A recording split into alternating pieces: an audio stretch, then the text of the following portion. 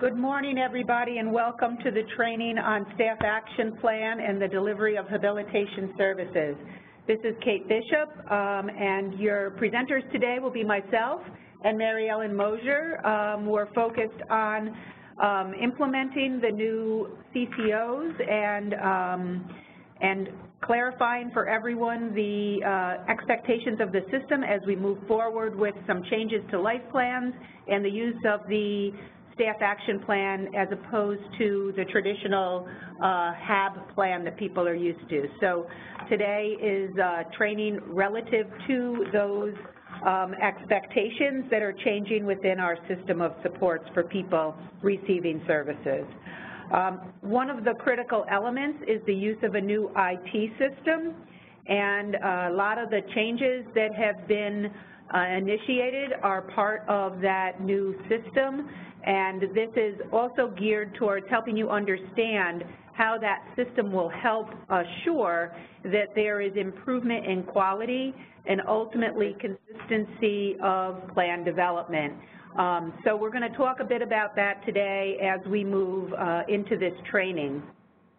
I also want to acknowledge as we begin the day that this is a time of change, that there are a lot of things that are changing within our system of supports, and the development of the new care coordination organizations and the new life plan are things that are different for people.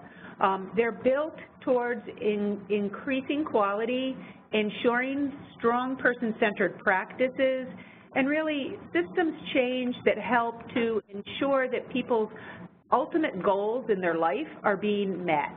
So while a lot of the focus that we talk about and a lot of the challenge that has been emerging as we've been in this transition period has been around the IT system, we want to make sure that during the course of today's education and training that the focus is really on how do we use these systems to help make sure that the people who are receiving supports within our system are getting the supports and services that they want and that are helping them achieve the outcomes that are most desired by them.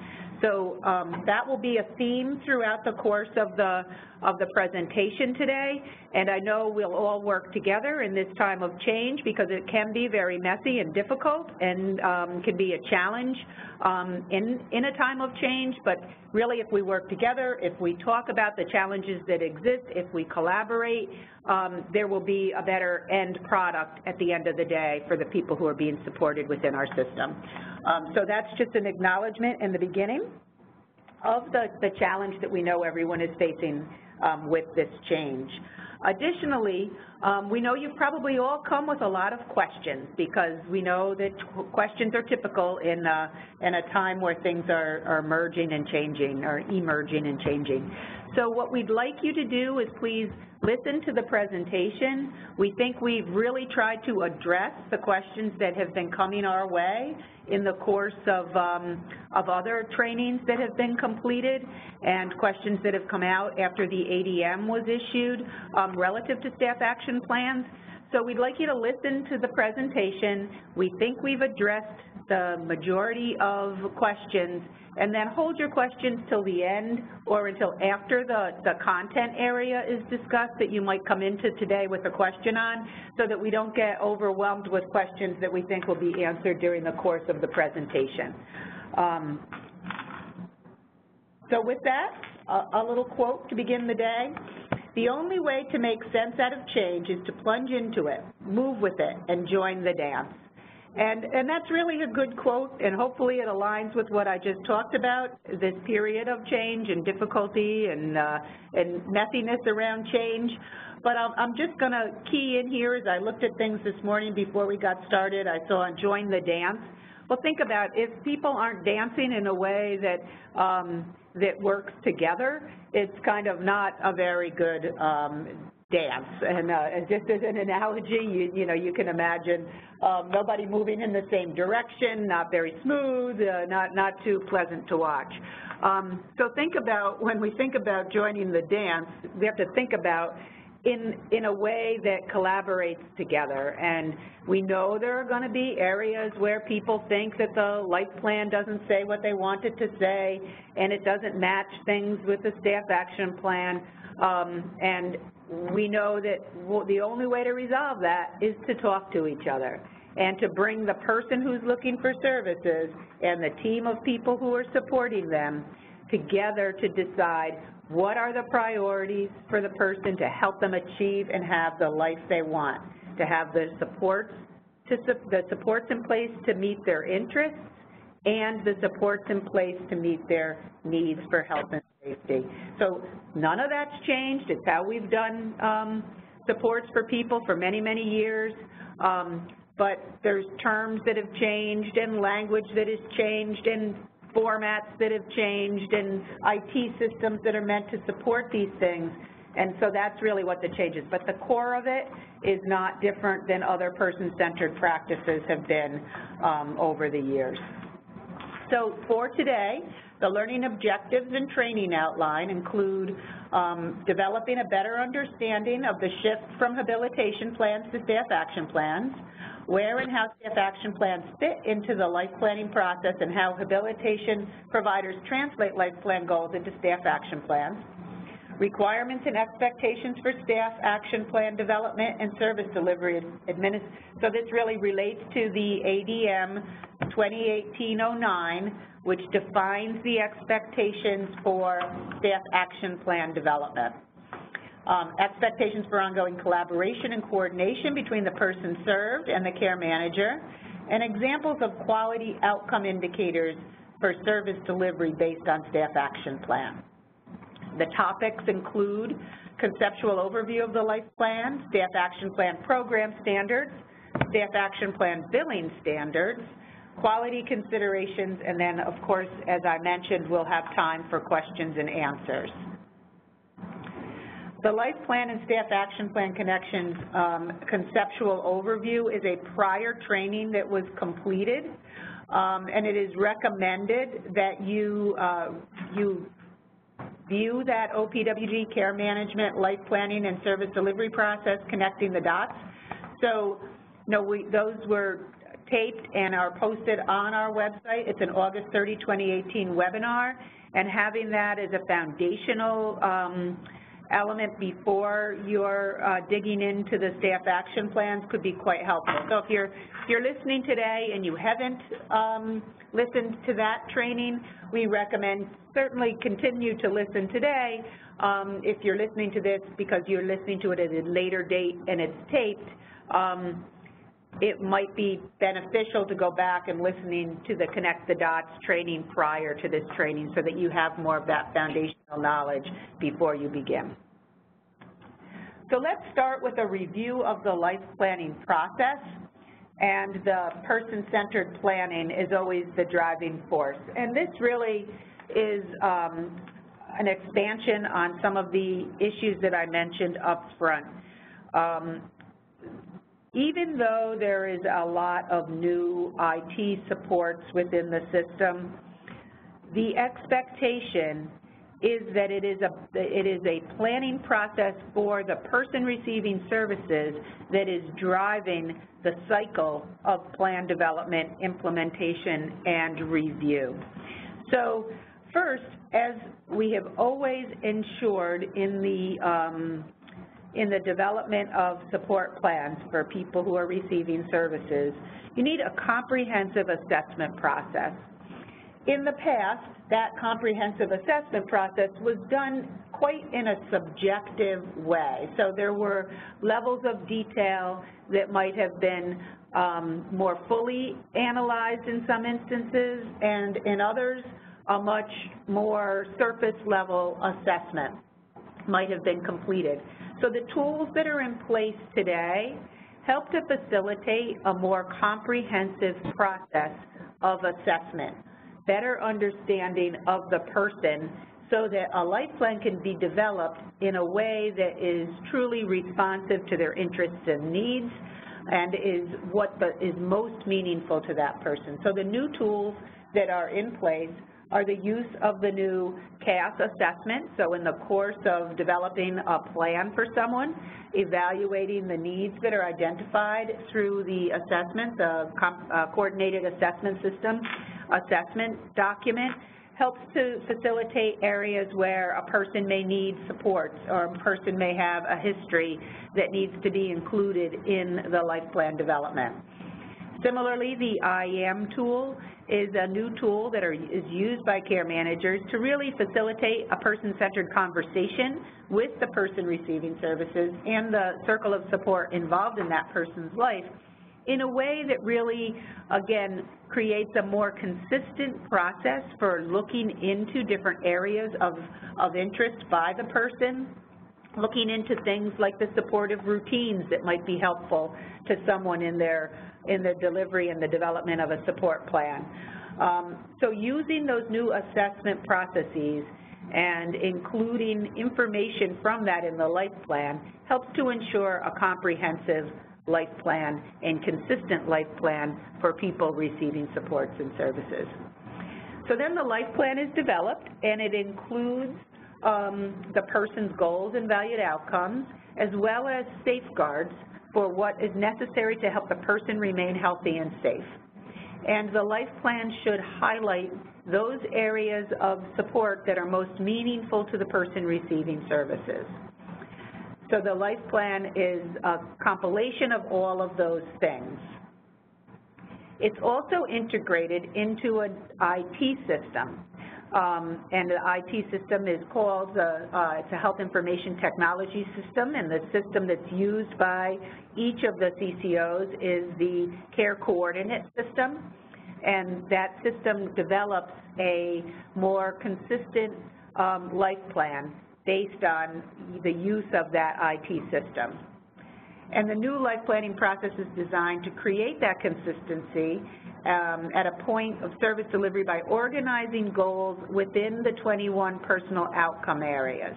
And this is one of the major reasons for the use of the new technology. As a system, we want to see that the support plans that are identified for someone receiving services are truly in line with the outcomes that they most want to achieve in their life. And by using the 21 personal outcome areas that are defined by the Council on Quality and Leadership, POMS, personal outcome measures, what we're able to do as a system is start to look at where supports are being provided for people around those areas in their life that are most meaningful to them. For some people, it might be engaging with the community. For others, it might be connecting to their family in a more regular way. For other people, the focus might be more on just health and safety because they have some significant medical concerns that need to be attended to and attended to well. So each person is going to have different outcome areas that are most meaningful to them, but as a system, we can begin to categorize the supports that are being provided to people in a more consistent way, which is going to help us overall be able to ensure that the system is available to support individuals in the areas that are most meaningful to them. Once a life plan is developed and those outcome areas are identified by the person, there needs to be a staff action plan that supports the specific activities that will help the person achieve those outcome areas that are most important to them. And if you think about the life plan this is what I want these outcomes. The staff action plan is the how. How will we deliver supports in a way that helps to achieve those outcomes most important to the person? And then once those are defined, service delivery implements the how, and they implement the supports in line with that staff action plan, and it should help the person achieve the things that are the outcomes that are most desired by them. After that, you're going to review and say, is this working? So that's the reviewing and evaluating and revising phase. All of these things are things that we've been doing for a long time, but use of an IT system and integrating data and outcome information in the overall system will help to make sure that we're really achieving those things correctly. So if the staff action plan is supporting a person's desired outcome of wanting more time in the community, and services are being delivered based on that staff action plan, during the review and evaluating phase, you should be able to say to the person, are you getting to spend more time in the community as you wanted to in your life planning process? If it is working, then you would continue with that or revise the goal if there's achievement. If it's not, you'd go back to the drawing board and say, well, something isn't working here. Either the staff actions aren't supporting what the outcome is for the person, or perhaps the staff action plan identifies what the person wants, but the service itself has been unable to be delivered in as frequent a way as possible. So something's not working, but it gives us a way to start to look at outcomes and say, are the plans, is the life plan, is the staff action plan delivering on what is most important to the person? And that's really at the juncture, that's where we are as a system of trying to shift to measuring outcomes rather than just measuring the delivery of a service. And having things in an IT system will help us achieve that. So it's a collaborative process, team process that's driven by the person, and that's what I've really been describing in the earlier slide, the previous slide on the life planning cycle. It's really about listening to the person receiving services who's truly the driver of the person-centered process. So the person is, along with their circle of supports, is identifying the things that are most important to them. And the use of the new tools to help achieve that will help ensure that there's some consistency around the development of those plans of support. The care manager is the facilitator of the life planning process. So they're listening to the person, they're listening to the circle of supports, they're listening to the providers, they're gaining information about the person's history, what's most important to the person, what's worked in the past, what hasn't worked in the past, so that a comprehensive life plan can be developed. And then the provider of service facilitates the development of the staff action plan. And the life plan leads to provider-assigned goals that are the starting point for the development of that staff action plan. So I think in many ways there's risks in our new system of the IT systems that are new and different and kind of scary to some people because of those differences and the changes that have emerged.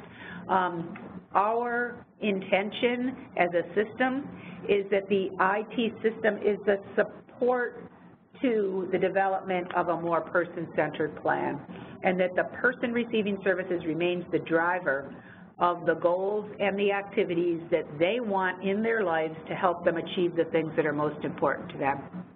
So again, as a system, that collaborative approach is really meant to ensure that the IT system is a support to the plan that the person wants, and that the person is driving the plan, not the IT system.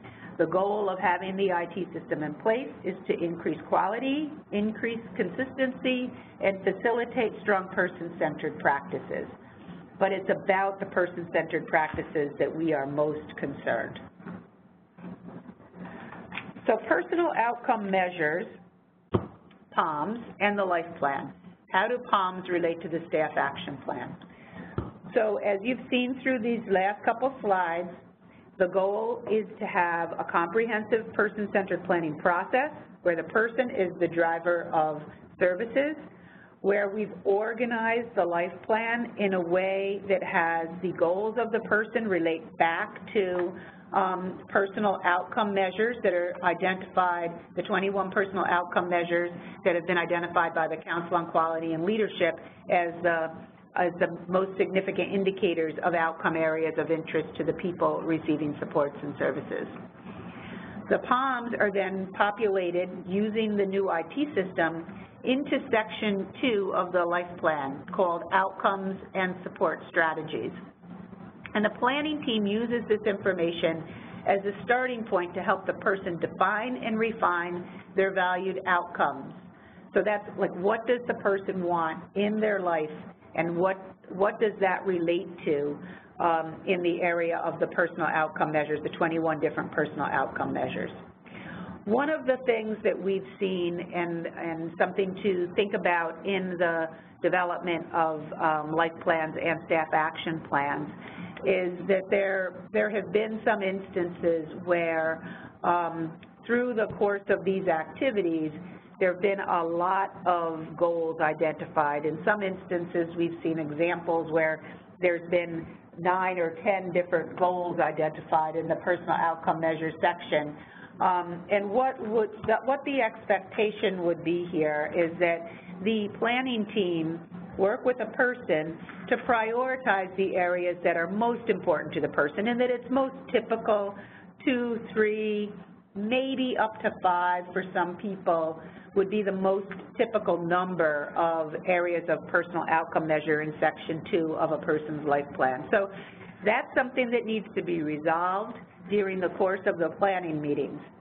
So if you're in a planning meeting and suddenly there's a plan coming for discussion that has 10, 11, 12 different outcomes, that's a time when you can talk with a care manager about refining and revising the number of outcome areas identified for staff action and helping to prioritize as a part of the planning process, the person-centered planning process, to really identify what is most important to the person receiving supports.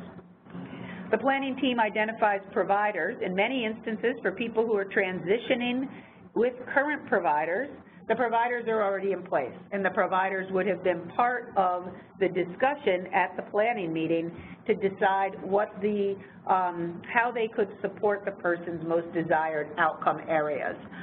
The planning team then identifies what's going to assist the person achieve the goals that are most important to them. And that's the starting place for the development of the staff action plan. One of the things that is a bit different than what you're used to is in the ISP, there was kind of a general reference to valued outcomes.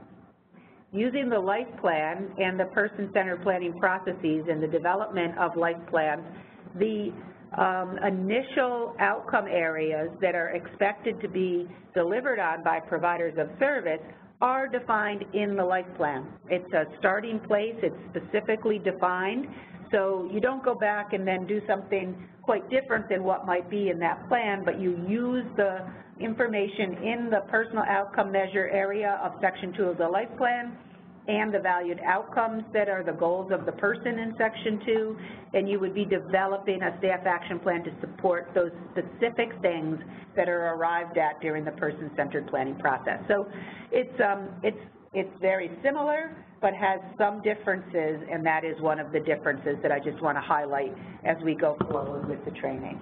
And with that, I'm going to turn over to Mary Ellen Mosier, who can begin to talk more specifically about the habilitation supports and staff action plan. Okay. Good morning. Habilitation services are designed to assist in acquiring, retaining, and improving self-help, socialization, and the adaptive skills necessary to reside successfully in home and community-based settings. So this is just a review because the staff action plan is in relationship directly to what habilitation services are designed for. So HAB services involve staff teaching skills, providing supports, and exploring new experiences, and the methods and strategies that are employed by staff to do these things are how the staff action plan gets developed.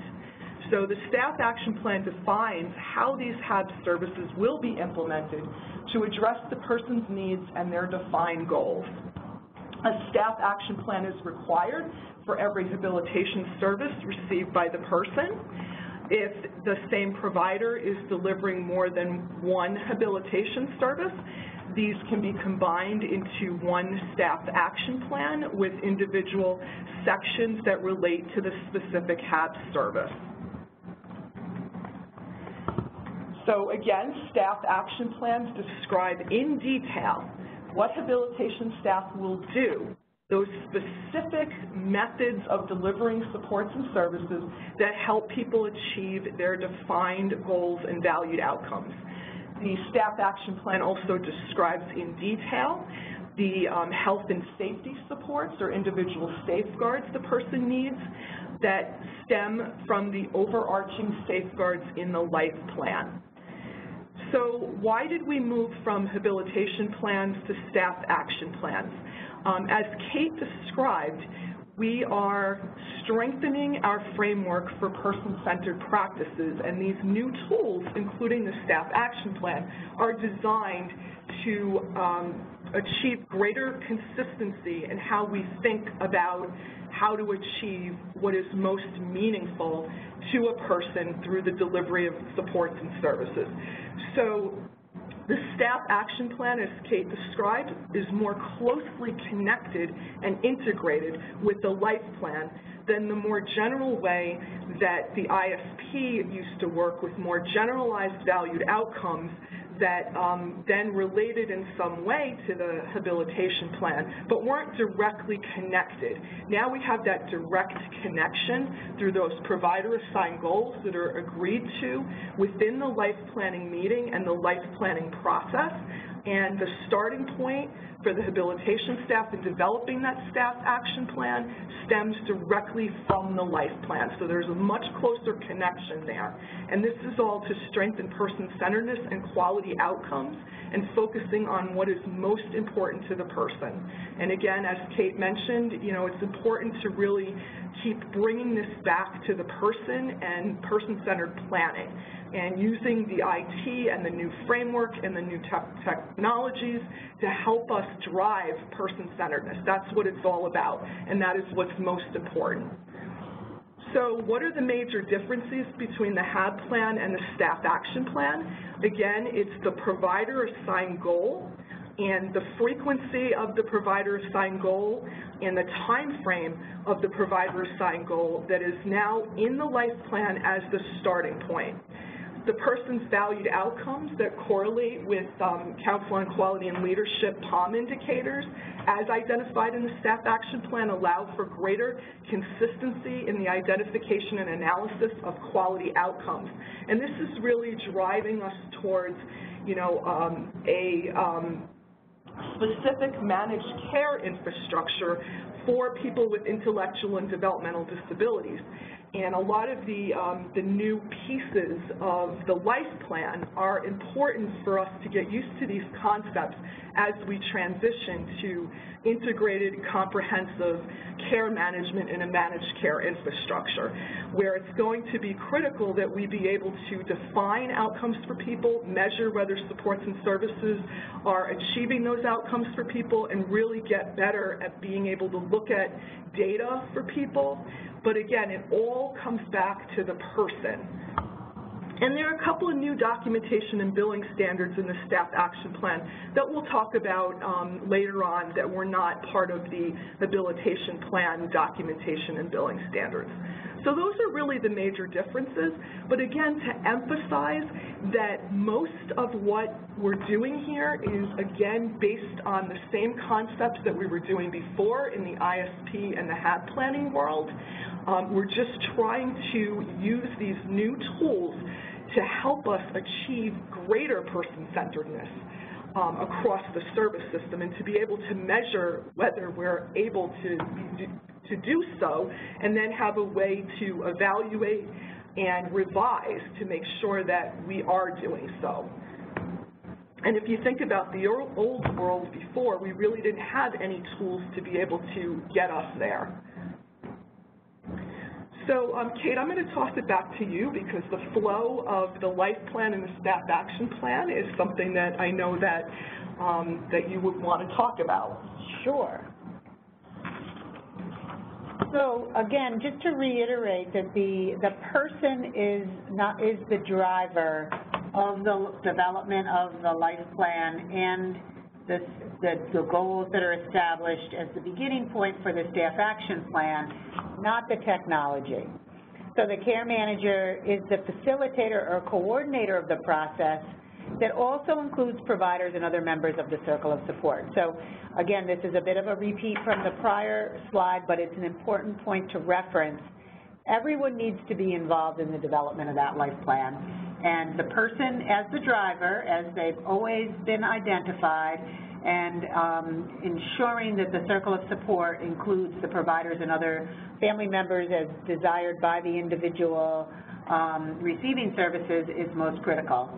The life plan is the overarching and active document defining the person's goals, valued outcomes, and needed safeguards. So the life plan really is the overarching definer of those things that are most critical to ensure that the person's outcomes, desired outcomes, are met and that their needed safeguards are delivered. It's a team process to arrive at an accurate and comprehensive plan that is the person's blueprint. So it is the team that works together to come to the final complete life plan that serves as the person's ongoing plan of support. Technology assists that person-centered planning process, but it doesn't replace it. And then the staff action plan is derived from the life plan, and as we've mentioned, there's a specific identified provider-assigned goal that is developed as part of the life plan process. The staff action plan then fills in the details behind those provider-assigned goals so that they can be carried out.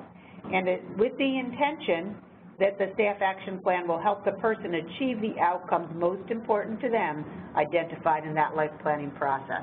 It really ties everything together in a logical flow, and as Mary Ellen just mentioned, it allows us the opportunity to then evaluate and say, is it working?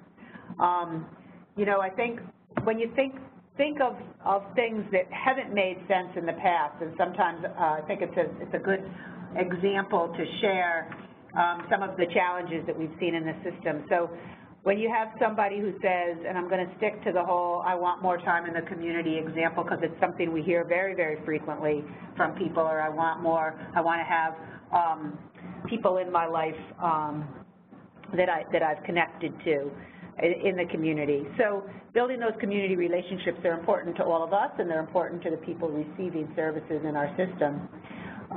So if the plan, the valued outcome for the person is, I want to have more time in the community and develop relationships in my community, and the goal plans, the provider of service develops a plan of support, and the plan of support says, well, in order to go out into the community, you need to learn how to tie your shoes. So our habilitation service is going to be about tying shoes. Well, that's never going to achieve the outcome that's most meaningful to the person. It's got to relate to the outcome that is of greatest interest. And as a system, what we've done at times is not that people aren't getting great supports and services, but for those things that are services that are delivered on a routine basis and support the billing practices, sometimes we've, for ease of education and training to staff perhaps, have kind of defaulted to certain easier to deliver services. So learning to tie shoes is something that can be an easy thing to deliver, but it doesn't really help the person have the life that they want. So the reason for having this flow and having this accountability in the life plan is to make sure that those staff action plans are things that truly support the outcomes most desired by the person. So the sort of staff action plans you'd expect to see for someone who really wants to spend more time in their community is working on identifying a location in the community that the person has an interest in. Maybe it's a library, maybe it's Starbucks, maybe it's the local grocery store. And then it's having routine opportunities to access those places to truly build relationships and connections and an understanding of how to interact and engage in those environments of interest to the person. So it's about making sure that the actions of the staff support truly relate back to the life plan goals that the person has and what they want out of their life. It's not a measurement of the delivery of a service that's consistent to a have-defined goal, which is easy to say. We taught the person to tie their shoes 3 times a week, but that could be easy to support in documentation and in billing practices, but it doesn't help the person achieve the life goal that is that is most important to them. And I think that's why this system and this flow is so critical, because they tie together the activities of staff with the ultimate outcomes desired by the person. So the connecting points from the life plan to the staff action plan, when you're developing a staff action plan, again, it's stemming directly from the information that is documented in the life plan, and that the provider is involved in collaborating with the person and the care manager as facilitator in developing these things that end up in the life plan. So for Section 2, outcomes and support strategies for the life plan, and Section 3 supports individual safeguards and health and safety, the individual plan of protective oversight. These two sections, what the staff action plan will show is what are the individual's valued outcomes, and these are also known as my goals, because these are the goals of the person. So they are my goals, valued outcomes is how we describe them. And these are in Section 2 and 3 of the life plan. The provider assigned goal, which will be a goal or a support, will come over from Section 2 and 3 of the life plan into the staff action plan. And then there will be the detail in staff actions, those methods, how will those provider assigned goals be achieved for the person that relate directly to what the person wants to achieve, and again, what's meaningful to them or what is needed for health and safety. So those are the connecting points in terms of the information coming over from the life plan to the staff action plan. So there's been some confusion between this new terminology of provider assigned goals and the valued outcomes or my goals for the person. So the my goal / valued outcome in the life plan for the person, that's what the individual wants to do or achieve, or an area where they need support. So it's the individual's identified goals, what the person wants out of life. Some examples of how that might look: I want to live more independently, I need help to take my medications. So those are some my goal or valued outcome examples that you might see in a life plan. The provider assigned goal, which now is also coming into the life plan, can be a goal, support, or task assigned by the person, the care manager, the life planning team, and that specifies what the provider is going to do to help the person achieve their goal or valued outcome. So some examples you might see: a goal, teach me to take public transportation; a support, provide total assistance. It's important to recognize, too, that although we use the terminology provider assigned goal, this is a goal or support that could be assigned not just to a provider, but to the person themselves, or to natural support that's going to help the person achieve their goals. So they may not all be assigned to an actual provider agency. So that's important to know with this new terminology. And that's the difference between the individual's goal and the provider assigned goal, the how will it be done.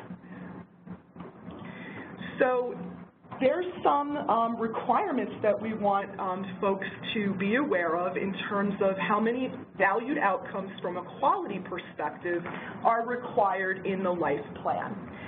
And for Section 2 of the life plan, from a quality perspective, we are requiring at least 2 different personal outcome measure areas that show up in Section 2 for the person, and at least 3 different individual goals or valued outcomes that relate back to those 2 POM areas or more POM areas, if that's applicable.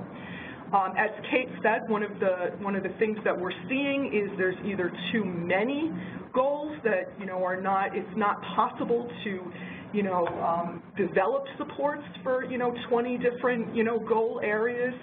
So what's meant here is that as the person progresses in their lives and they achieve goals and they achieve things that they want to achieve, or they find new interests that they want to have their supports help them to engage in. The life plan evolves as the person evolves.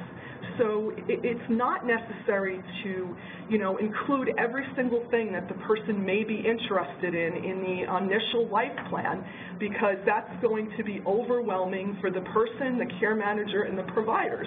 What we want to do is really focus in at that point in time what's most important to the person and prioritize with the team.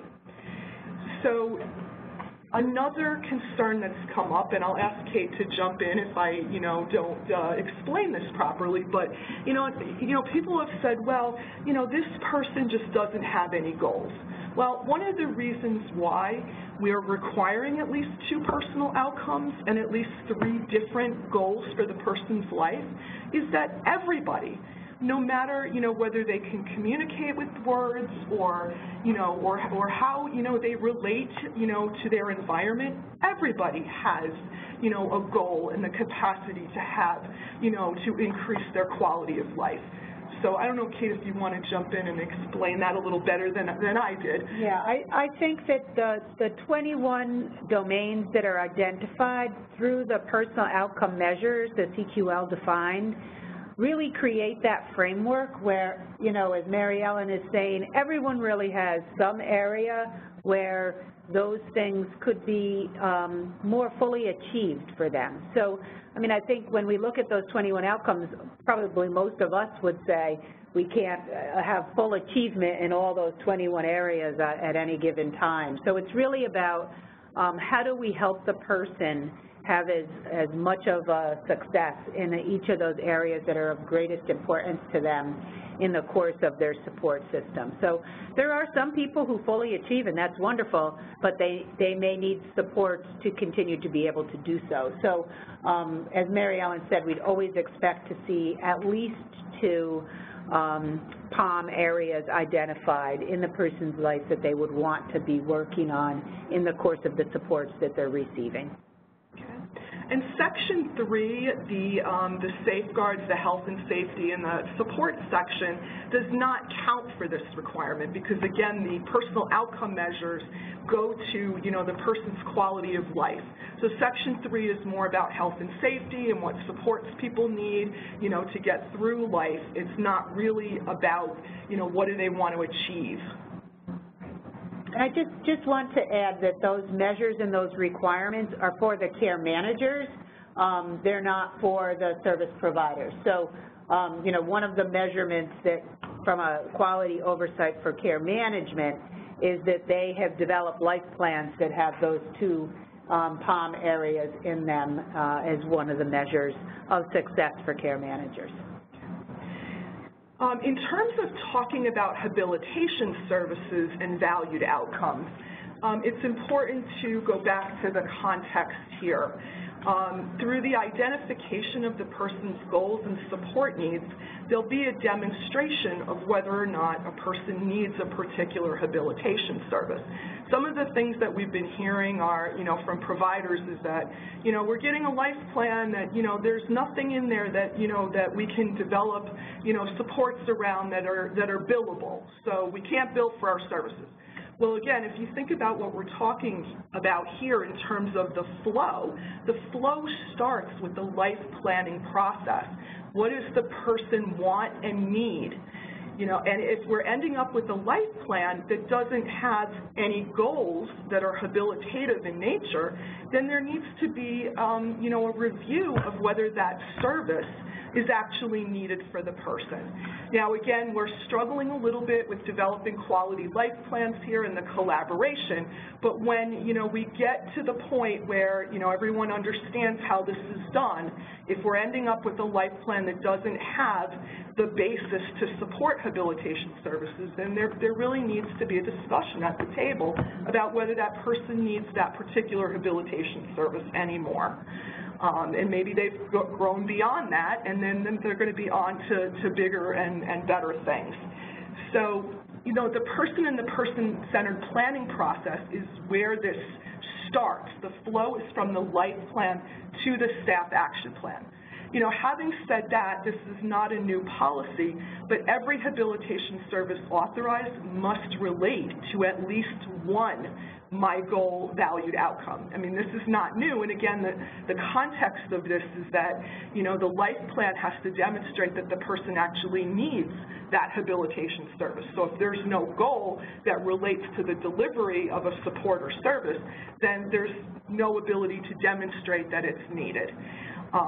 So it's important to sort of understand where these rules are coming from and why they're there in terms of the context. The provider-assigned goal can, again, take the form of teaching the person something, supporting the person in some way, and there can be more than one provider-assigned goal associated with a person's valued outcome. So that's another thing that there's been confusion around is that, the habilitation, the staff action plan, there can be one assigned goal that relates to a valued outcome. There can be many assigned provider-assigned goals that relate to a single person's valued outcome. So I hope that helps clarify that. So again, with the new terminology, how is it determined whether a provider-assigned goal, another way to think of provider-assigned goals that helps me out is action step.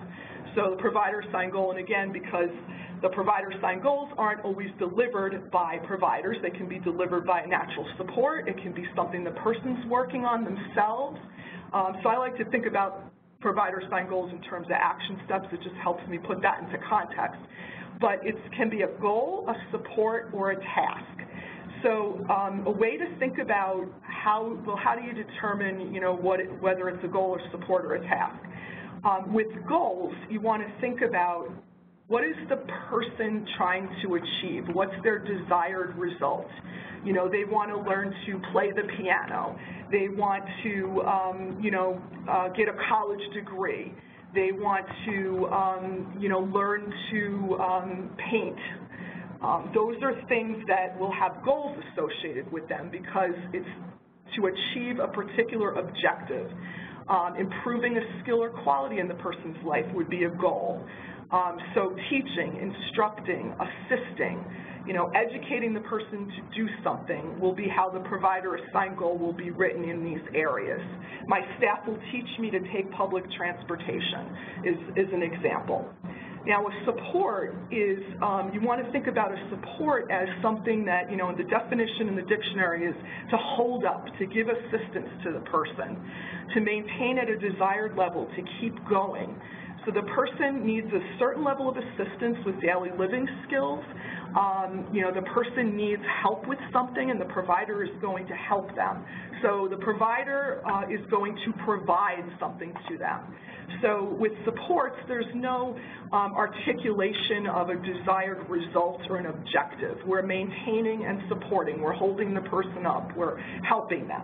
So example is provide diet counseling for healthy food selection. Now, you can see how a support like this could end up as a goal because, as you evolve with the life plan, when you've been providing diet counseling for healthy food selection, a goal could evolve from that later on. And maybe at the 6-month review or the annual life plan review, you would evolve a goal out of that to the person is going to, select their own healthy food choices, or something like that. So you can see there's an evolution here, that we want to be thinking about. And, the life plan and these goals, supports, and tasks in the staff action plan are not static documents. They are going to evolve with the person.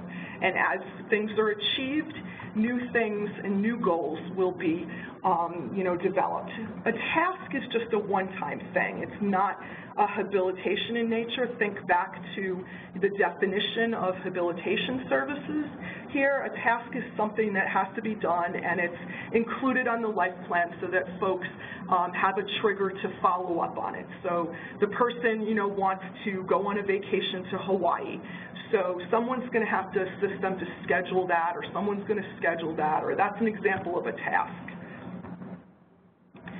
So an example here to kind of pull this discussion together.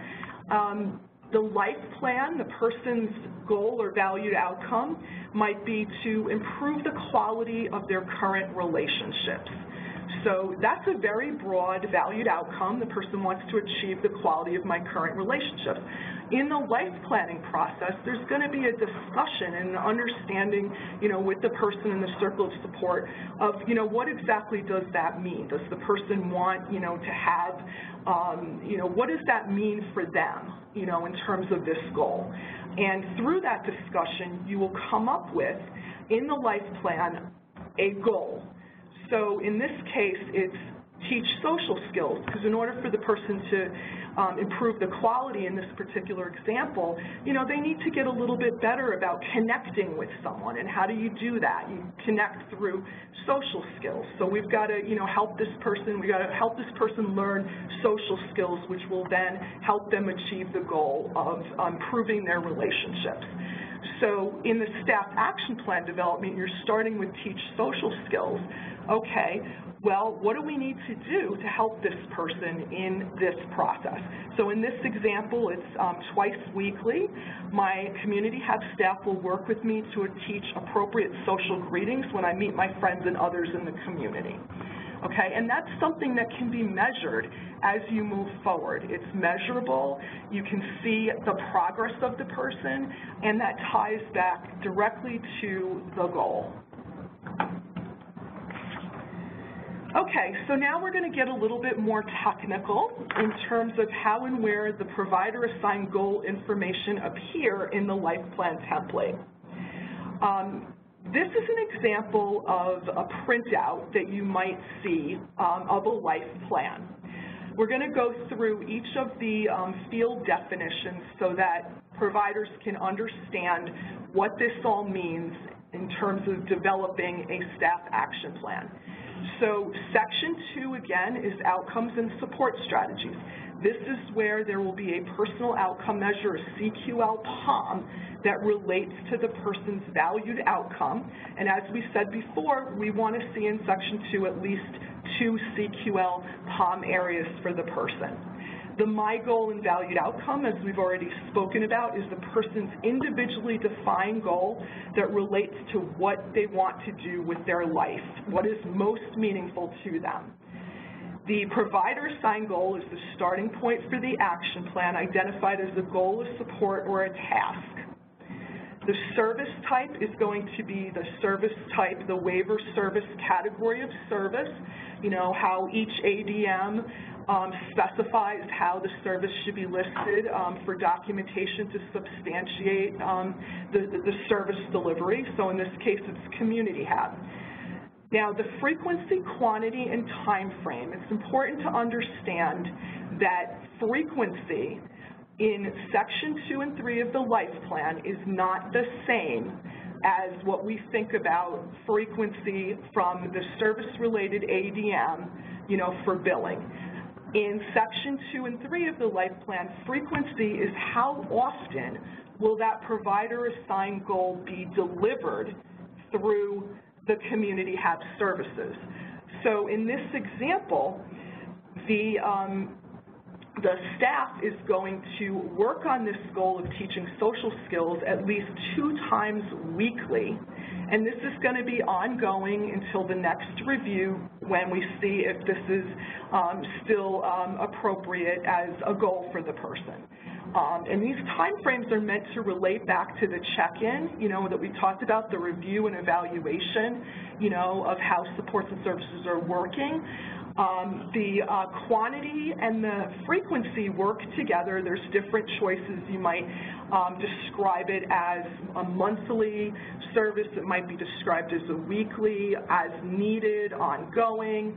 And the quantity can be, anywhere from 1 to 10 times, as needed, ongoing, or not applicable. The important thing here to note, again, is that some of these new components of, the life plan that we didn't have in the ISP world are meant to, as a systemic learning opportunity, to get us closer to where we need to be in a managed care infrastructure, where we really have to understand, exactly what the services and supports are that are being delivered to the person, whether they're effective, whether they're working for the person, and there's much higher rigor around ensuring quality of services. So this is getting us closer, these new components, and learning these things and moving towards that ultimate comprehensive care management approach, where in managed care, the care management or the managed care entity has a much greater role in determining the services and supports that the person will receive based on quality, based on outcomes, and based on person-centeredness. So Section 3 is, again, these fields are the same as in Section 2 and mean the same thing. I do want to point out that there's been a lot of confusion in terms of how the life plan might populate in terms of goals and supports from the IM assessment, in terms of how the technology, where they put things in Section 2 or Section 3. I mean, the bottom line is it doesn't really matter whether, the goal or support is in Section 3 instead of Section 2. The thinking or the context behind Section 3 is that it's anything else the person needs that doesn't derive from something that's meaningful to them. Section 2 is really supposed to be what is most meaningful to the person for their life. Section 3 is anything else. So even though we have called Section 3 Individual Safeguards, Plan of Protective Oversight, it's really broader than that. But, so you just kind of want to keep in mind that Section 2 is what does the person want from their life? What is most important to them? And Section 3 is anything else. Okay, so again, the fields in Section 3, that frequency, it's not the unit of service for billing. It is how many times that provider-assigned goal will be delivered. What is the expectation there for the delivery of that support or service? So Section 4 of the Life Plan is called Waiver and Medicaid State Plan Services. So for Section 4, it's important from a provider perspective because this is where documentation and substantiating services stems from. And we all know that from the prior world with our ADMs. If it's not in the life plan, you don't have a basis for billing the service. So Section 4 is called authorized services, but in the world we're living in right now, the CCO does not authorize services. The DDRO, the OPWDD Developmental Disability Regional Office, authorizes services. And that remains the case in fee-for-service world. When we move to managed care, the care manager and the managed care entity will be authorizing services. But right now, it's the DDRO that still authorizes services. So what you want to make sure of as the provider is that the correct authorized services listed in Section 4, the provider is listed in Section 4, and I do want to point out this very important thing because there's been a lot of confusion on this lately. The provider name that will appear in Section 4 and the rest of the life plan is the name, the official name of the provider agency that OPWD has on record in TABS. There's been some confusion with providers and CCOs where, they're in the drop-down menu trying to find the provider name that they recognize and they can't find it. Well, that is because we transmit a file directly from OPWDD to the CCOs that has the official name of the provider. So if this is coming up for you, you want to go back within your agency and find out what the official agency name is that was reported to OPWDD, because that's the name that's going to show up. And if your agency wants to change that, there is a process in place to be able to do that. So that I just want to point that out because we're getting a lot of questions on that. So next is the effective dates and the duration of service. And right now, the duration of the service, and this is directly from the service-related administrative memoranda, is showing up in the effective dates column, and what it will say as an example is duration is ongoing.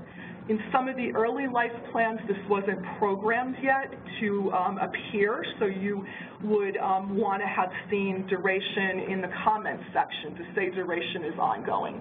If that didn't happen and you have a finalized life plan, don't worry, because OPWDD is working on a systemic solution to protect provider billing during this transition period, and we'll talk a little bit more about that later.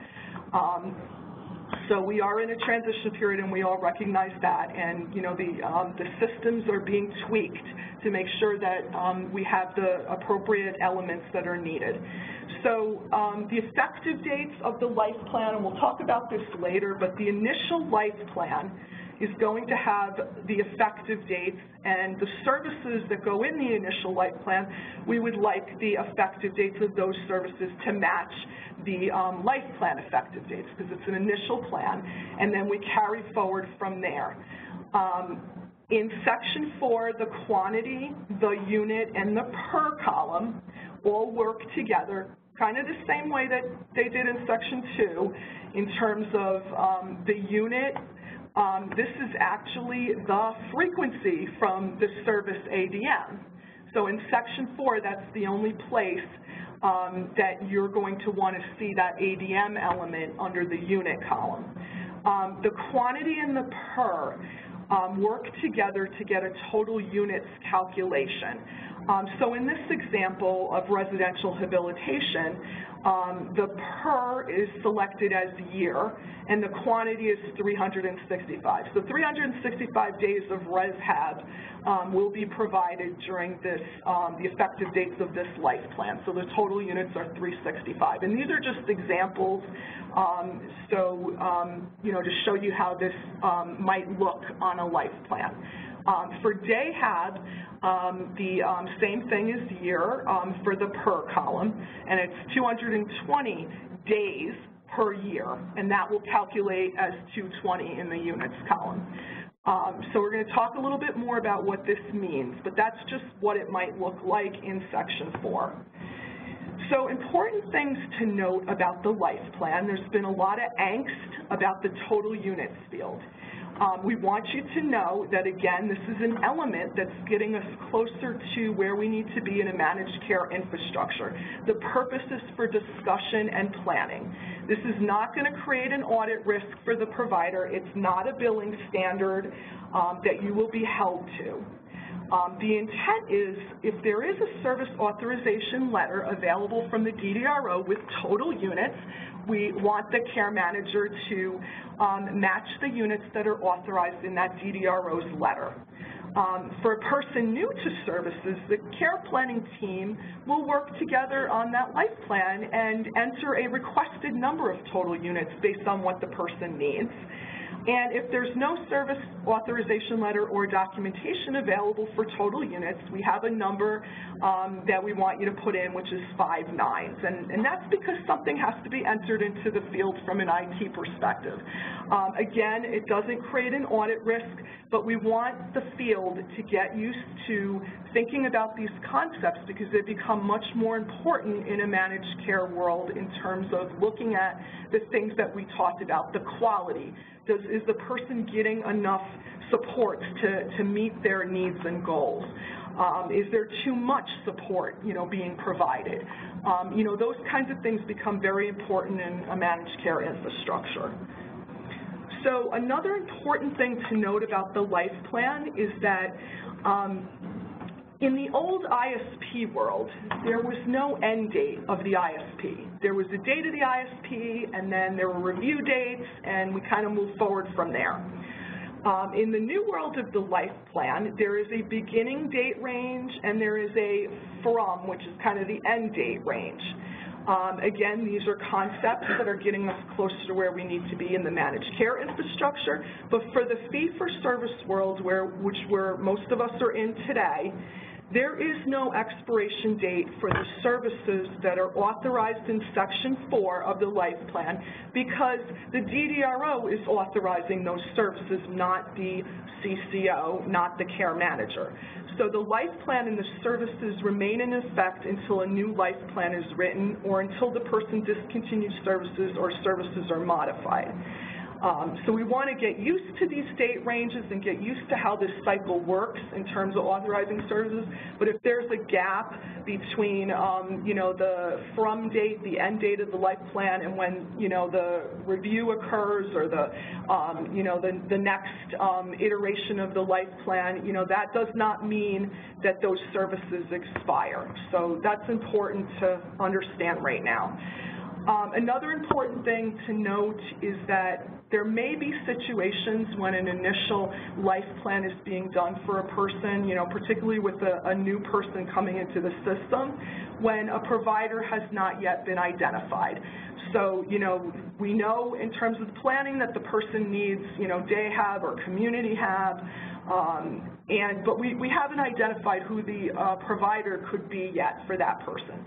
In those cases, the life plan, you can select pending. The care manager will select pending. But it's important as the provider that, if your agency is identified, after the fact, that your agency's name is then listed as the provider for that service. Again, back to Section 4. Section 4 of the Life Plan provides the documentation the provider needs to substantiate provider billing. You want to make sure as the provider that Section 4 is consistent with the specific administrative memorandum for each service, the category of service in the authorized service field, the frequency goes in the unit field, and the duration is now in the effective date field or in the comments if the duration language was not yet available. The effective date for the waiver services, as it indicates in all the ADMs, is on or before the first date of service for which the agency bills for a newly added service. Okay, because what we're looking for right now is when an initial life plan is developed and services are being carried over from the ISP, the effective date for the services being carried over from the ISP will be the same effective dates as the initial life plan effective dates.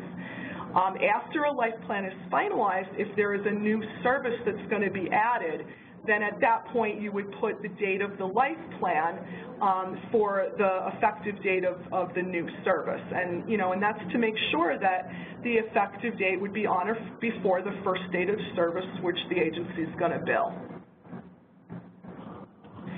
So some other things to note about the life plan in terms of self-directed services. There's been some confusion about, how self-directed services are to be included in a life plan. All self-directed services that are not agency-supported or direct provider purchased, so these are services that the person would have budget authority for. The provider is going to be listed for the provider name of the fiscal intermediary. For services that are included in the person's self-directed budget for which they have budget authority, the care manager should or must add per approved self-directed budget in the comments section of Section 4. And one of the reasons for this is because there tends to be a lot of changes in a person's self-directed budget. And we don't want to have change to the life plan every time, someone's budget changes. So if we're just referencing back to the approved self-direction budget in the life plan in the comments section, then that gives us that connection that we need, to substantiate those services. Now, for self-directed services, there does not necessarily have to be a provider-assigned goal. So sometimes there may be, depending upon, whether it's appropriate and applicable, but self-directed services can be listed directly in Section 4 without any provider-assigned goals, being there. But there must be information in the life plan narrative section that supports the service provision if applicable. So one example is that other than, what's it called, OTPS, other than personal services. So, you know, a person might have in their self-directed budget $3,000 for other than personal services, and they decide, you know, with their planning team that they need some equipment, you know, that's going to help them to be more independent in the community. So we would want to see a reference in the narrative to, you know, that equipment and that use of the OTPS. So again, just the connections there to help substantiate the need for the services, because really that's what the life plan is all about in the Medicaid world. Does the person actually need the services that they're getting? Important to note, though, that if the person, you know, directly purchases services, so these are things that they don't have a self-directed budget for a particular service, because somebody can decide to directly purchase DAHAB. So then, you know, they might still have a self-directed budget, but not for the self-directed, the DAHAB, because they're just purchasing that directly and they're not self-directing their DAHAB. So in that case, the life plan for Section 4 is going to include the name of the day habilitation provider, not the fiscal intermediary, because the fiscal intermediary really doesn't have anything to do with the DAHAB, because the person's directly purchasing it from the applicable DAHAB provider. So I know Chad is here, and Kate, if you want to jump in with any additional clarification there.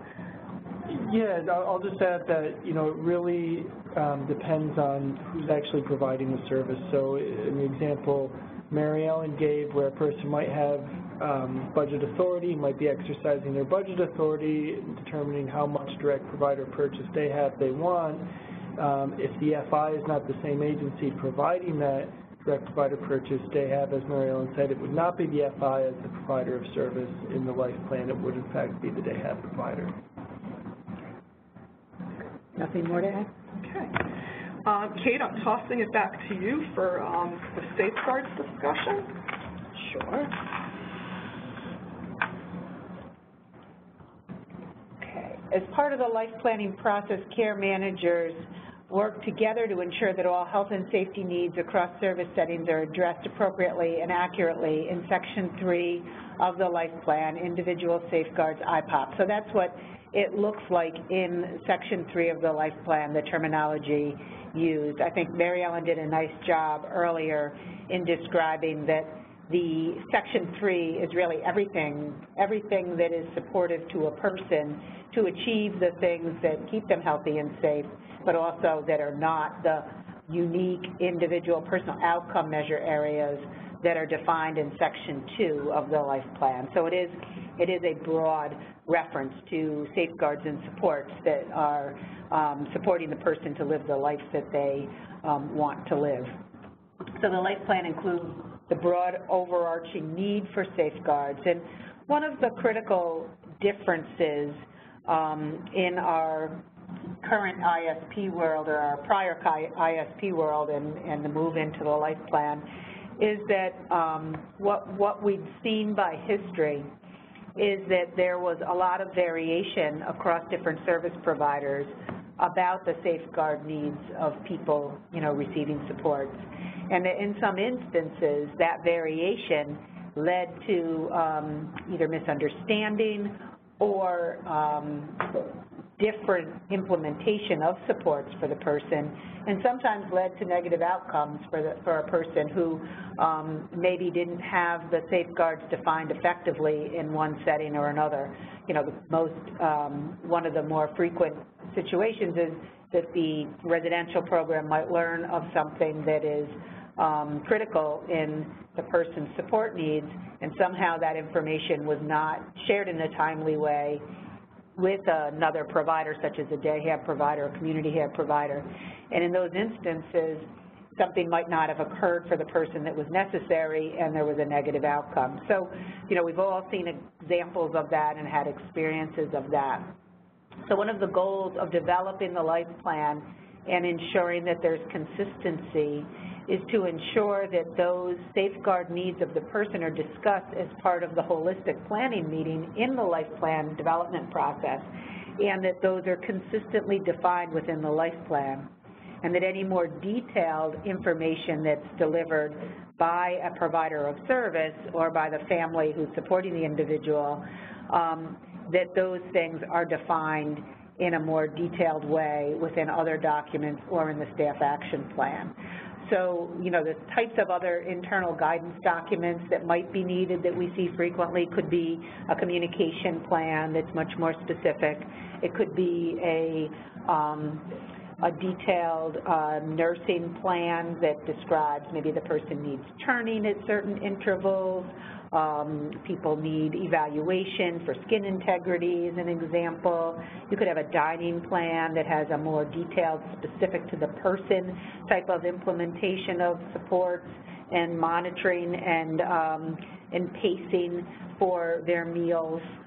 So those are the kinds of specifics that we would see in other internal guidance documents. Behavior support plan is another good example of that.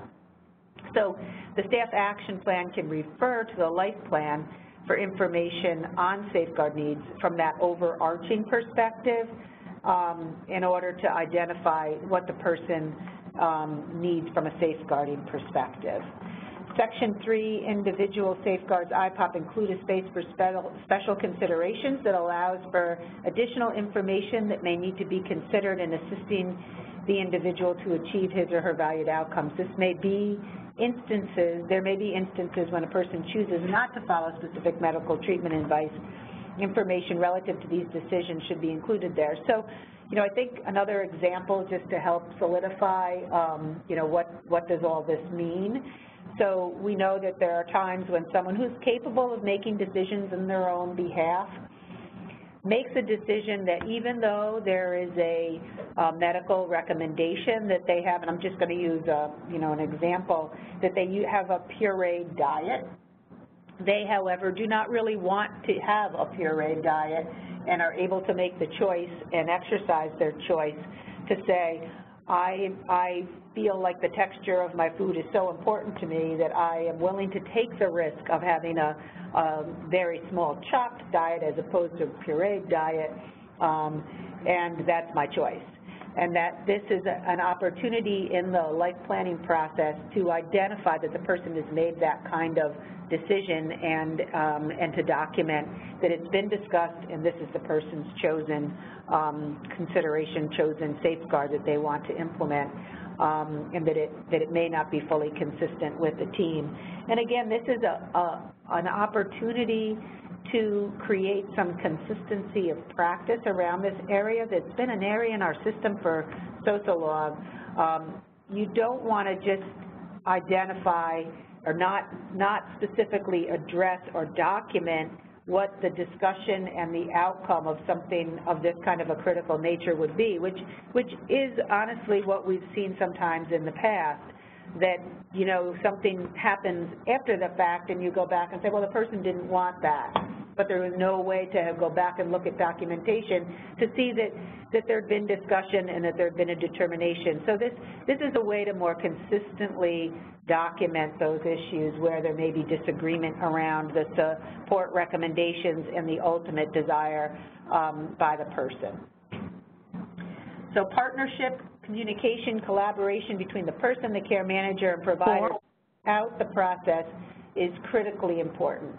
So it's so important to have a successful development and implementation of the life plans and staff action plans.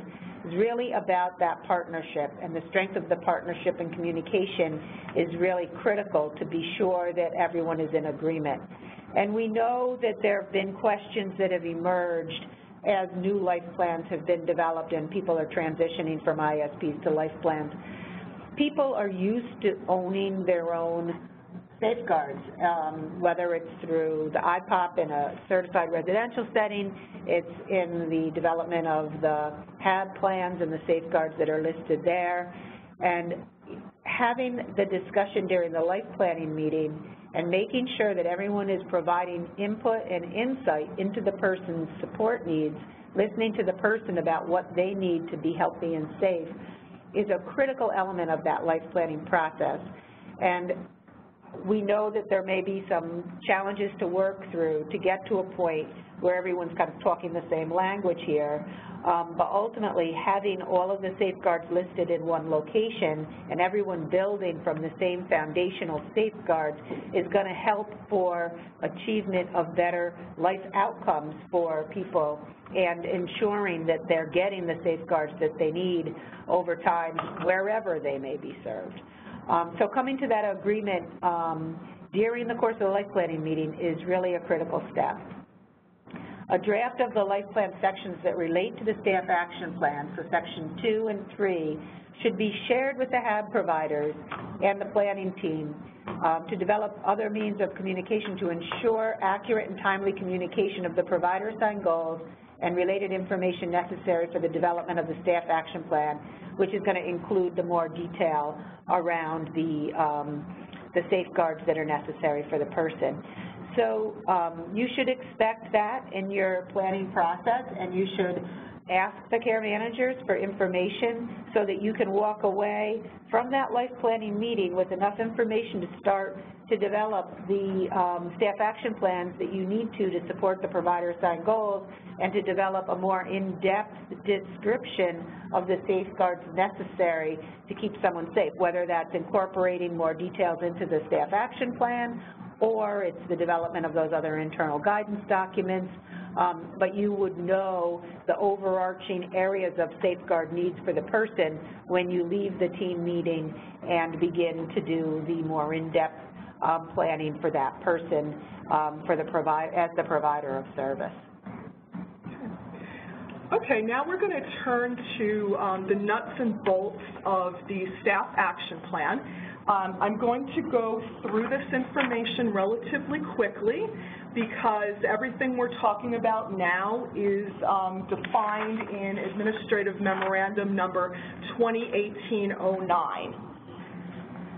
So, a staff action plan must be developed for each habilitation service received by the person, including ResHab, for IRAs, community residences, family care homes, day habilitation, community habilitation, pre-vocational services, both site-based and community-based, pathway to employment, and supported employment.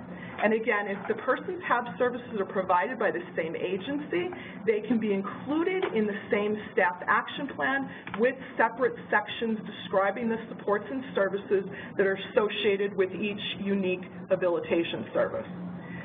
The staff action plan development, and again, this goes back to what we talked about at length earlier, is developed using person-centered planning practices.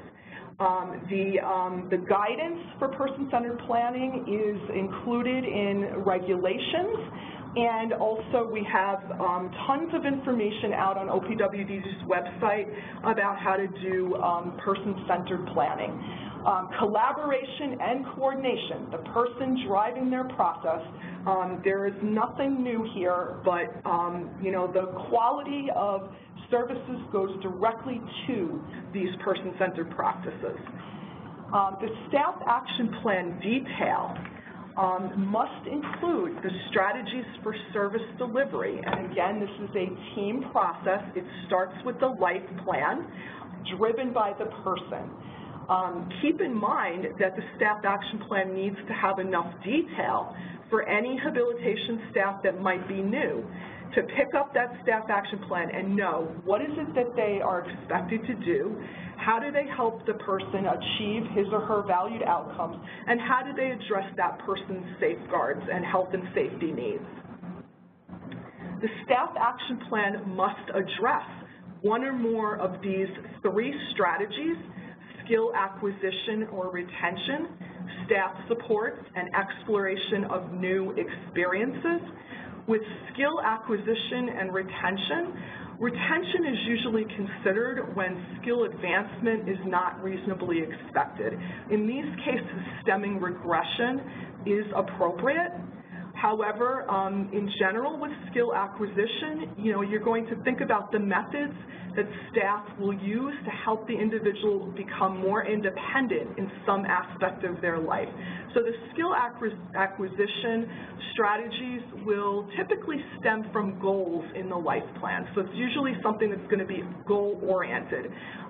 Staff will need to assess the person's current skills, come up with a method to teach the person to achieve something they want to achieve, and then measure that progress, again, with that life planning team and with the person.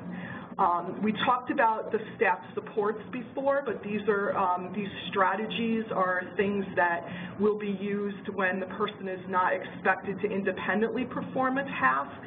So those staff oversight type activities, and this typically relates to provision of health and safety safeguards and things along those lines. Exploration of new experiences are those things, those strategies that staff will use to help the person learn about things that they may know nothing about. If you haven't experienced something, you don't know what you're missing. So this is a strategy that's used to help people gain new experiences so they can make informed choices about what they want out of their life. So it's a trial and error process that allows the person to experience new things, make informed choices, and develop goals from those experiences. This is a very important strategy, with person-centered practices. So to walk through a few examples again, when you're thinking about these strategies, example one, this would be a goal that might stem from Section 3 of the life plan. So the person's valued outcomes is they want to feel differently. There's something going on that, they just want to feel better. So in this example, the provider-assigned goal that's decided on in collaboration with the person, the providers, and their circle of support is that an exercise program will be provided. And this is something that the team comes to a conclusion about, that this will help the person to feel better. And then the staff actions that are developed in the staff action plan to provide this exercise program is the community hub staff is going to work with the person to choose what kind of exercise program they're interested in. And again, that's an exploration strategy, because maybe the person hasn't experienced many different types of exercises. So, they're going to explore different exercise programs, and they're going to find one that the person is interested in and engage in this exercise 3 times per week for at least 30 minutes. So for this example, the staff action plan must include that goal or valued outcome from the life plan, I want to feel differently, the provider-assigned goal, which is to provide the exercise program, and then the staff action detail on how that exercise program is going to be, developed for the person, provided to the person, rolled out. So the detail that you might want to see in a staff action plan for this example is staff will help me explore what I might like to do for exercise by taking me to different exercise classes at the Y, including exercise bike, yoga, aerobics. Staff will help me to view an exercise program on video to see if I like that method instead of going to a class with a large group of people. Staff will help me engage in a full exploratory process, and then through person-centered planning will help me narrow down what I most like to do for exercise for 3 days per week for at least 30 minutes. And combinations of different things will also be explored. So this detail tells the reader of the staff action plan and any new staff coming in, how this is going to be deployed, how this providing exercise program is going to be implemented for the person. And the service delivery strategies that are part of this example are exploring new experiences and providing support, providing that exercise program. I think for the sake of time, we're going to have to skip example 2.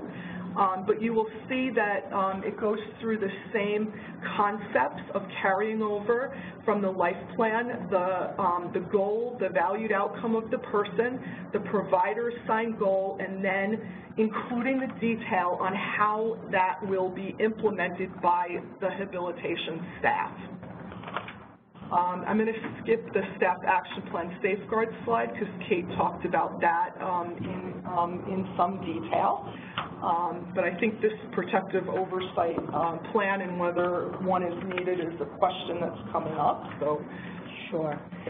So for residential habilitation providers, the staff action plan or other internal guidance documents that outline the implementation of individual specific protective oversight measures must meet the requirements of the Plan for Protective Oversight in accordance with 14 NYCRR, New York Codes, Rules and Regulations, Section 686.16, and align with Section 3 of the Life Plan. So this is a question that has come up repeatedly, and the same expectation for residential providers is that they must meet all the requirements that are outlined in that regulation. So what's different is that the life plan is the starting place for where those safeguard needs are defined.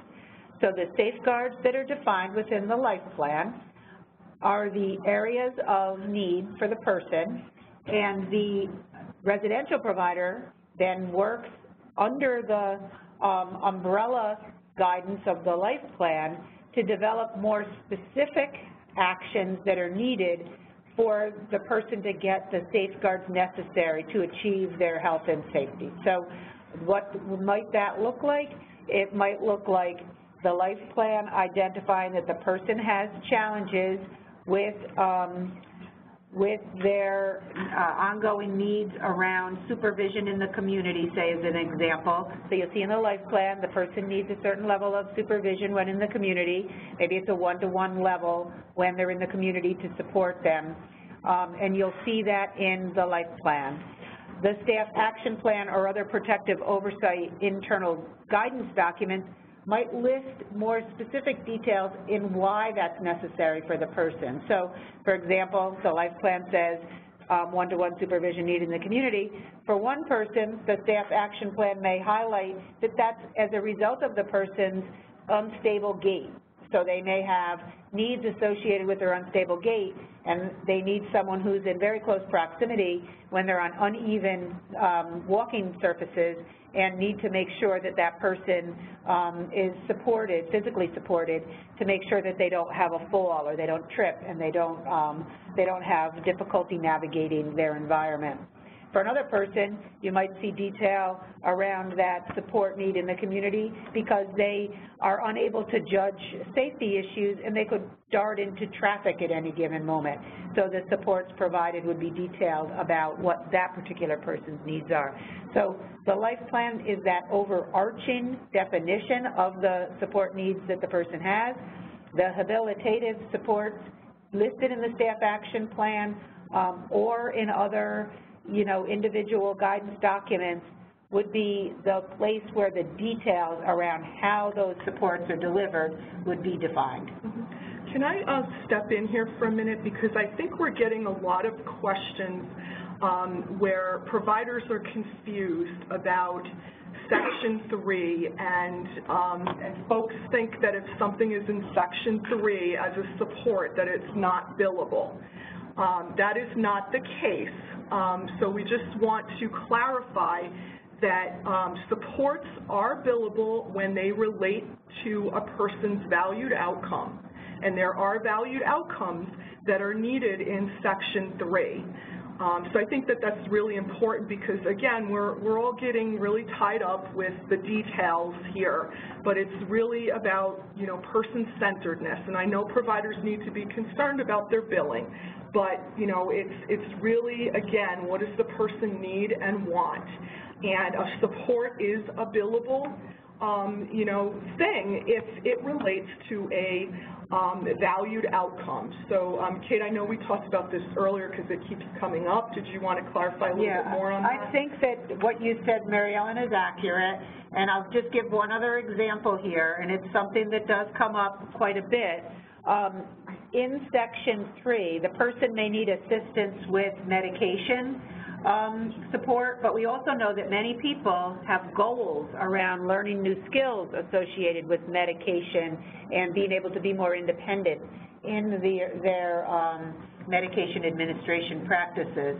So very often in Section 3, where there's supports needed around medication management, which is a Section 3 activity, there may be a goal associated with that, and the goal would be defined within a staff action plan to be achieved by a provider of service, and that's certainly something that relates to valued outcome and would be a billable service as long as there's a habilitative service associated with the activity that's defined. So, it's not different than what you're doing now. It's just that the organization in the life plan is different.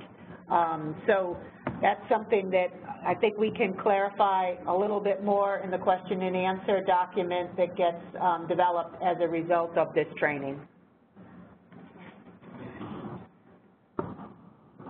So just to continue, and I'll go through this relatively quickly, the issues around, because we're having the life plan be the keeper of the specific safeguard needs of an individual, it's imperative that any changes to those needs are promptly communicated, and that there is a mechanism for prompt communication that gets agreed to between the care manager and the habilitative provider. It must be established and utilized. So eventually, the expectation is to have the health information technology systems the mechanism for communication around changes in a person's safeguard needs. That is not fully implemented at this time. It's still in the process of planning and implementation, but ultimately the message is that a mechanism for prompt communication is critical so that everyone at any point in time is aware of the person's safeguard needs, and that those are immediately communicated so that everyone is aware of any changes to the person's support needs. So some of the changes that we see very frequently that would constitute like a sentinel event that requires an update to the plan and clarity around the safeguard needs relative to the person would be the result of maybe an accident or an event of a personal injury for the person, a major medical event. Oftentimes we see people who may have had a stroke and their needs change significantly as a result of that. A major psychiatric event or decompensation that's resulted in extended inpatient psychiatric hospital, or significant changes or improvements. Sometimes we forget about reviewing things and updating when there's been improvement in behavior or physical functioning. So those kinds of sentinel events would prompt the need for a plan review and safeguard updates that are relative to the person's ongoing needs. So then the question becomes, what about short-term needs? So short-term events such as a flu or a cold or monitoring the person after they've had sedation, those are things that are handled on a temporary nature, or they're things of a temporary nature that are handled in day-to-day documentation. So you might need to put a specialized plan in place for a 12-hour period while somebody is being monitored after they've undergone sedation for maybe some medical testing, as an example. Safeguard sections of the life plan and staff action plan must always be accurate and based on any changes such as changes in health conditions, sentinel events, or diet changes. Any change in the person's life that affects information on the life plan must be communicated to the care manager. Because remember, the whole goal here is to have an accurate representation of the person's needs so that the person's needs aren't defined based on the program type that they engage in, but on the person themselves, which is why they're listed and included as the starting place in the life plan. Okay, now staff action plan timeframes. I want to point out that there has been an extension to the timeframes. So we will have both ISPs and life plans in effect through December 31st of 2019. This has been extended from June 30th. With some conditions that we're working through with the CCOs.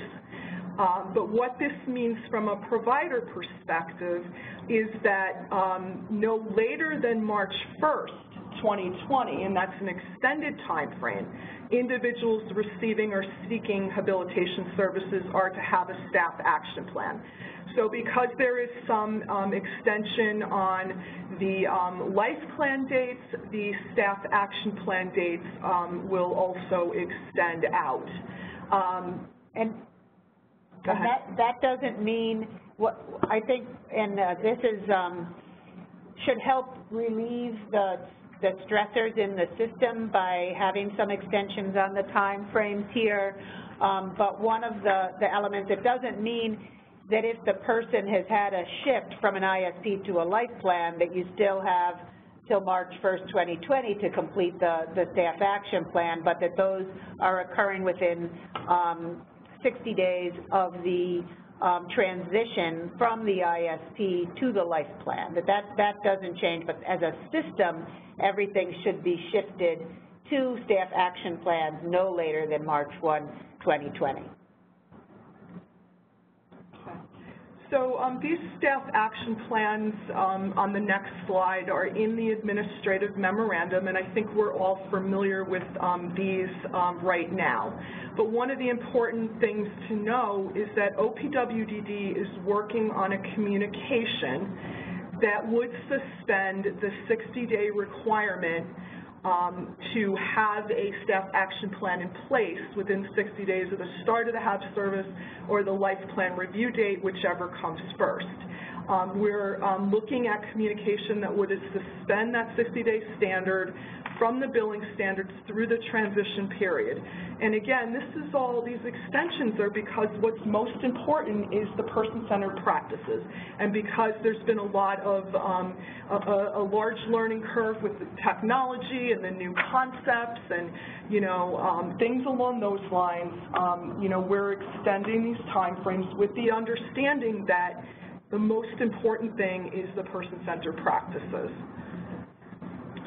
So when reviewing the staff action plan, the provider must consider and document the individual's progress, including accomplishments and prevention of regression since the last review. There must be a discussion about the services and supports provided, any challenges that have been experienced, any new strategies or methodologies that may need to be implemented, and the individual's satisfaction with the staff action plan. And again, these requirements are not just to make more paper and to have you write more notes. The whole reason behind this in the context is that these are person-centered practices, looking at the person's accomplishments, looking at, you know, how do we adjust services based on these challenges that have been experienced. This isn't really working. We have to tweak over here. That's why we have these requirements in the ADM, because we want to move you towards this kind of thinking so that we can build a higher quality in person-centeredness. So what is meant by establishing and agreeing upon objectives to be met before the next review? This is language directly from the ADM, and again, it's to help you think about person-centered practices. This is a best practice to help monitor the person's progress towards meeting their goals and ensuring that strategies are actually working and that detailed action steps are adjusted based on whether or not the person is meeting their interim objectives. So, you know, thinking about, you know, what the language is, establishing, agreeing upon objectives to be met, you can think about this in terms of milestones. What are the milestones that are going to help us determine whether these strategies, these service support strategies are working for the person? So breaking things down into smaller achievable steps for the person and recognizing these interim successes as you move forward.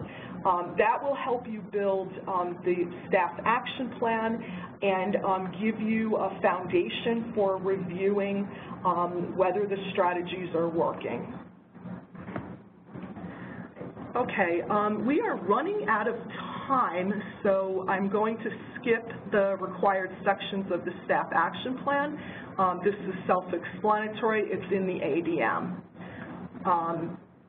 The billing standards, again, this information is in the administrative memorandum. Everyone should read this very closely and internalize it. The billing standards for Medicaid HAB services remain consistent with the specific administrative memorandum for each HAB service. In terms of the staff action plan billing standards, these are very similar to the HAB plan requirements with the exception of the following new staff action plan billing requirements. The identification of the provider assigned goal needs to be in the staff action plan. The frequency of that delivery of the provider assigned goal that comes from the life plan needs to be noted in the staff action plan. And there needs to be evidence of distribution of the staff action plan no later than the 60 days after the start of the service, the life plan review date, or the development revision of the staff action plan. Those are the only new billing standard requirements that relate to staff action plans that were not in the HAB plan billing standards. So everything else is the same from the HAB service billing standards.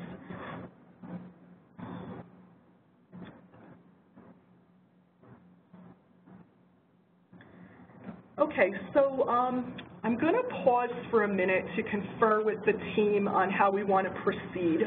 Since we only have a few more minutes, we might want to take some staff questions.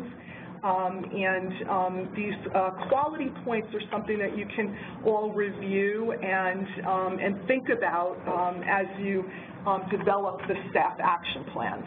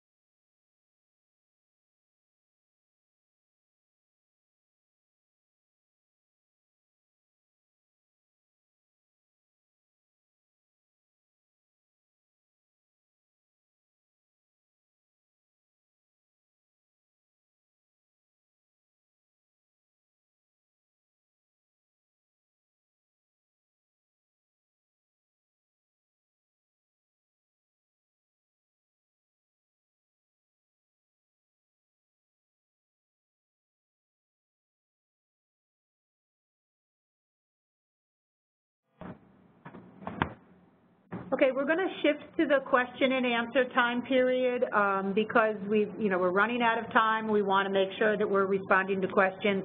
Many of them have been responded to via the chat device on the WebEx. And again, we will be issuing a question and answer document that compiles the questions and answers from each of the training sessions that we've done on staff action plans. But let's start with some of the themes we've been seeing through the course of the questions.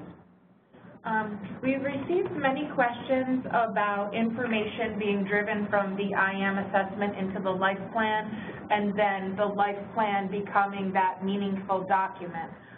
So yes, information that is collected and compiled from the IM assessment does get populated into the life plan.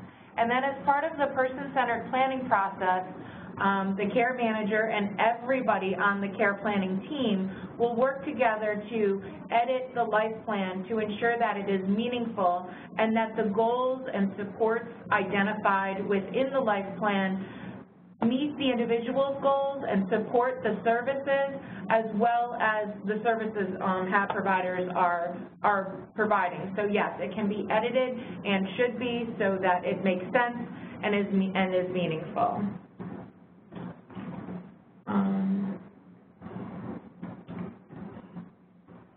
One of the other themes that prevailed, I think, most greatly was the SEMP goals and supports and how they are populated into Section 3 of the life plan.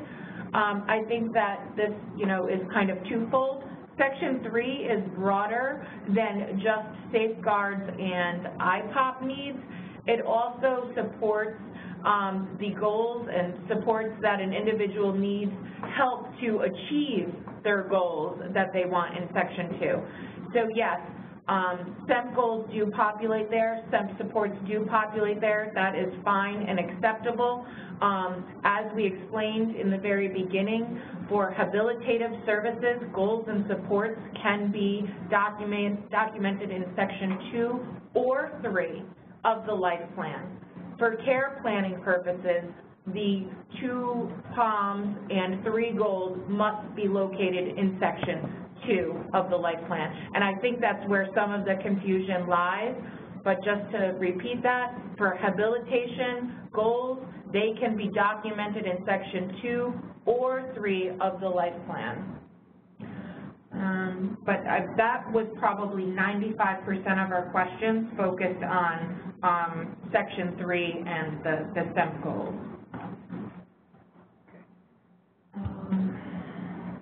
Do you want to address this one?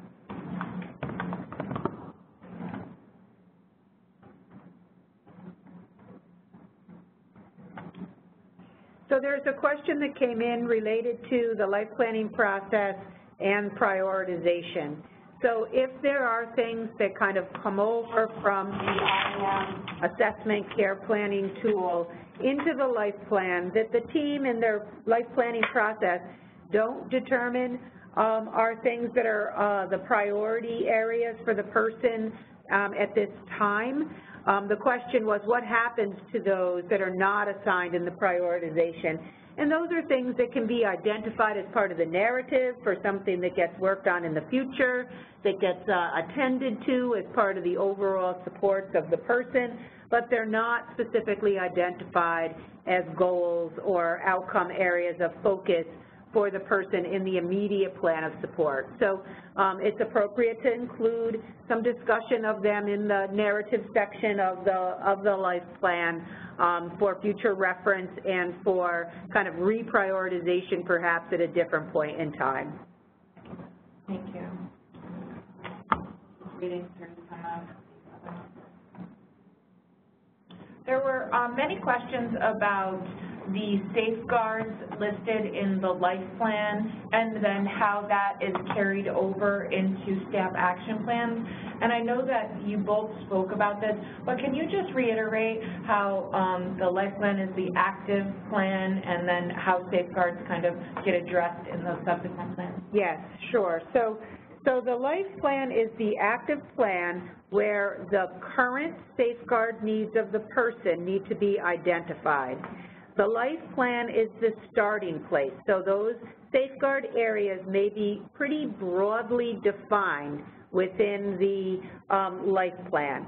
Then the staff action plan or other internal guidance documents where more detail is needed for the person, would include the how those safeguards will be achieved for the person. So, you know, one of the examples, the life plan may say that the person has a need for a behavior support plan because of some ongoing challenging behaviors. You wouldn't expect to see the life plan have all the specifics around what the support needs of the person are from that behavior support plan perspective. But you would reference the fact that there is a behavior support plan in place for the person, and then that plan, the behavior support plan, would identify what staff should be doing to help a person in a particular set of situations or circumstances that present themselves for behavioral supports and stability. So the life plan has the overarching safeguard need area. Other documents are likely to be needed for more specificity around how those safeguard needs will ultimately be met for the person. On the flip side of that, if someone has very, very minimal safeguard needs and the life plan just references something quite simple about the supports that a person needs, then you wouldn't need to go into a great deal of detail in either the staff action plan or other internal guidance documents, because it's already there in the overarching life plan for the person. So, you know, it's really, again, back to those person-centered practices. What makes good logical sense for saying, here's the overarching safeguard need, because this needs to be more fully explained so staff can deliver that safeguard.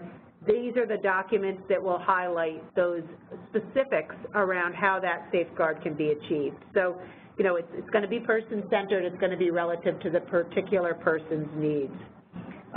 We did get a question, can a safeguard be different for the same person in a different setting? And just as in today, that can be the case, we would expect that that could be something that's different depending upon the person, but that should be discussed in the planning process, and you may see two different safeguard needs defined for the person depending upon the setting that they're in. And I guess one of the most compelling examples of that would be that a person may need supervision in a community activity because they're unable to navigate, or they may have a high-risk history of some sort that requires closer supervision when they're in an uncontrolled, unpredictable environment, yet in their residential site, their home site, they do not need that level of supervision because it's a predictable environment that they're comfortable within, and there are people there that are able to, you know, act in a predictable manner, so they don't need a higher level of supervision, and we see that relatively routinely. So those would be identified as differences in the safeguard section for that particular person, so that it was clear to the people who are supporting that person when they need the higher level of supervision and when they don't. A couple other questions that have come up in, you know, this last minute was about the recording and the PowerPoint. The recording and the PowerPoint to this presentation will be available on the OPWDD website in the next few days. That announcement will be made by Advisory, or you can check into where the December 10th PowerPoint is currently posted and recording. It will probably be posted in that same area, so that will be available. Additionally, OPWDD is going to begin offering every second and fourth Wednesday of the month a lunch and learn series for both care managers and providers. Each half-hour session will focus on a specific topic. We will delve deeper into some of the questions that we've been hearing, sections of the life plan, and really help to focus our trainings and our information on areas that we're hearing questions about, concerns about, and to continue to support this transition to CCO. That will be announced via Advisory, so please, if you're not signed up for the Advisory, please do so.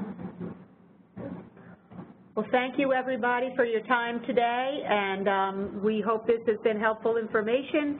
And as Angie said, it will be available on a website for refresher.